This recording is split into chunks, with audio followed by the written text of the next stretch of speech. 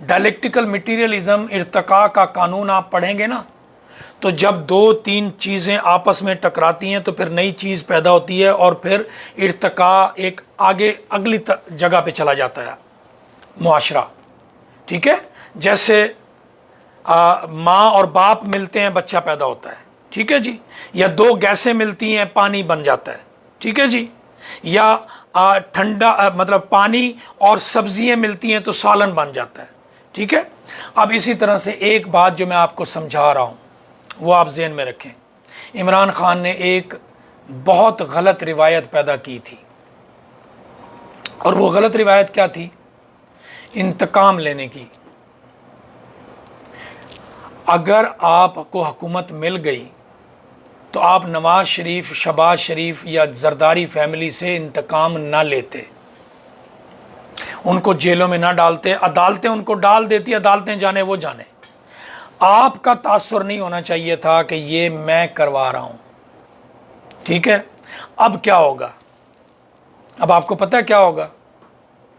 اب مسلم لیگ، شہباز شریف جس دن وزیر اعظم آئے گا اس کے کچھ دنوں کے بعد وہ سپیکر بھی ہٹا دیں گے، ڈپٹی سپیکر بھی ہٹا دیں گے، اور تینوں کے اوپر آئین توڑنے کا، غداری کا مقدمہ دائر کریں گے، اور اس کے اندر وہ عمران خان کو گرفتار کر لیں گے، عمران خان کے وزیروں کو گرفتار کر لیں گے۔ اب آپ کی طرف انتقام شروع ہو جائے گا، ٹھیک ہے؟ آپ کی طرف انتقام شروع ہو جائے گا۔ اس سے کیا فائدہ، نقصان ہوگا؟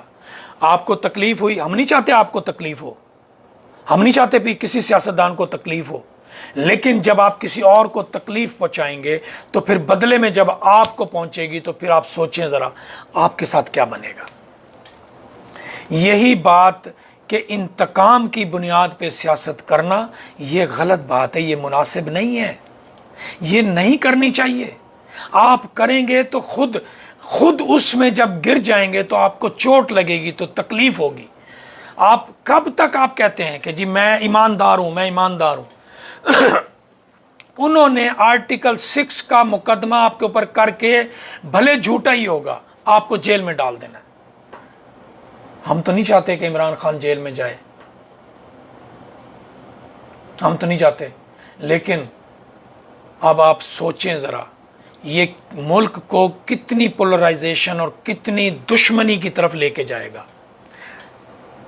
یہ پہلے پیپلز پارٹی اور نون لیگ میں دشمنی ہوتی تھی، وہ ایک دوسرے کے لوگوں کو جیل میں ڈالتے تھے، ایک دوسرے کے لوگوں کو مکانات کو نقصان کرتے تھے، معاشرے کی بربادی ہو رہی تھی۔